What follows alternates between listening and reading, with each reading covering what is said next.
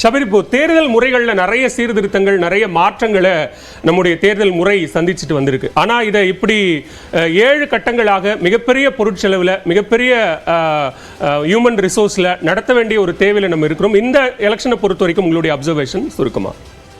7 கட்டமாக இந்த தேர்தல் நடந்ததே அதுவே ஒரு ஆளுகின்ற அரசாங்கத்துக்கு ஒரு அட்வான்டேஜ் கொடுக்கக்கூடிய ஒரு சூழலை உருவாக்க வேண்டும் அப்படின்றதுக்காக அது நடந்துச்சா அப்படின்ற கேள்விகள்லாம் இருக்குது. ரெண்டாவது, இந்த தேர்தலை பொறுத்த வரைக்கும் எலெக்ஷன் கமிஷனுடைய ரோல், எலெக்ஷன் கமிஷன் ஒரு ஃப்ரீ அண்ட் ஃபேர் எலெக்ஷனை நடத்தணும், ஒரு லெவல் பிளேயிங் ஃபீல்டு இருக்கணும். பட் இந்த தேர்தலில் அது இல்லை அப்படின்றது தான் நிரூபணமாயிருக்கு. ஆளுகின்ற பாஜகவுக்கு ஒரு விதமான ட்ரீட்மெண்ட்டும் மற்ற கட்சிகளுக்கு வேறு விதமான ஒரு ட்ரீட்மெண்ட்டும் இருந்திருக்கு. குறிப்பாக வெறுப்பு பேச்சை கட்டுப்படுத்த தவறியது தேர்தல் ஆணையத்துடைய ஒரு மிகப்பெரிய தோல்வி. நீங்கள் எலெக்ஷனை எத்தனை ஃபேஸில் வேணால் நடத்தலாம், ஆனால் அந்த எலெக்ஷனில் உங்களுக்கு அந்த பேசிக் நார்ம்ஸ் இருக்கு இல்லையா, மாடல் கோட் ஆஃப் கண்டக்டை வயலேட் பண்ணக்கூடிய விஷயங்கள் ரொம்ப சர்வசாதாரணமாக நடக்கிறது.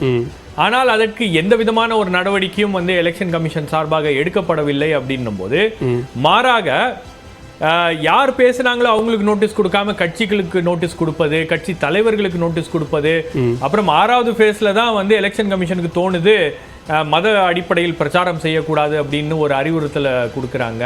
அப்போ இந்த எலெக்ஷன் கமிஷனுடைய ரோல் அப்படின்றது இங்கே கொஸ்டினபிள் ஆகுது.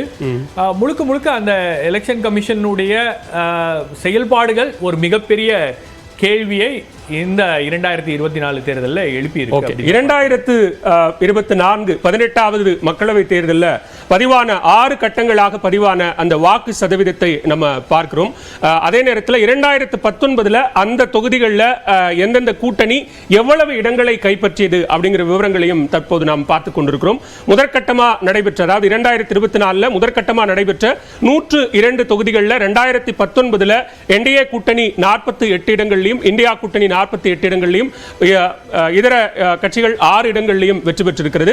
இரண்டாவது கட்டமாக நடைபெற்ற 88 2019 பொறுத்த வரைக்கும் என்டிஏ 60 இடங்கள், இந்தியா கூட்டணி 23 இடங்கள், அதர்ஸ் 5. அதே போன்று மூன்றாம் கட்டமாக நடைபெற்ற 93 இடங்களுக்கான வாக்குப்பதிவில் 2019 வெற்றி அப்படின்னு பார்த்தோம்னா அதுல 75 இடங்கள் என்டிஏ கூட்டணியும், 8 இடங்கள்ல இந்தியா கூட்டணியும், அதர்ஸ் 10 இடங்களிலும் வெற்றி பெற்றிருக்கிறார்கள். அதே போன்று 4th ஃபேஸ்ல 96 தொகுதிகளுக்கு தேர்தல் நடைபெற்றது. அதுல 2019 வெற்றி என்டிஏ கூட்டணி 45 இடங்கள், இந்தியா கூட்டணி 6 இடங்கள், அதர்ஸ் 45 இடங்கள்.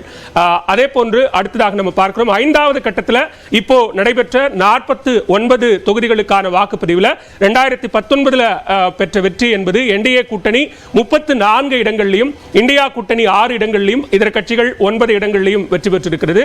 அதே போன்று 6வது கட்டமாக நடைபெற்ற 58 தொகுதிகளுக்கான வாக்குப்பதிவில் 2019 என்டிஏ கூட்டணி 45 இடங்களிலும், இந்தியா கூட்டணி 5 இடங்களிலும், இதர கட்சிகள் 8 இடங்களிலும் வெற்றி பெற்றிருக்கின்றன. 7வது கட்டமாக இன்றைக்கு நடைபெற்ற 57 தொகுதிகளுக்கான வாக்குப்பதிவில் 2019 என்டிஏ கூட்டணி 30 இடங்களிலும், இந்தியா கூட்டணி 19 இடங்களிலும், இதர கட்சிகள் 8 இடங்களிலும் தங்களது வெற்றியை பதிவு செய்திருக்கிறார்கள். இது தற்போது 7 கட்டங்களாக நடைபெற்ற தொகுதிகளில் 2019 கூட்டணிகள் பெற்ற அந்த வெற்றியையும் பார்த்தோம்.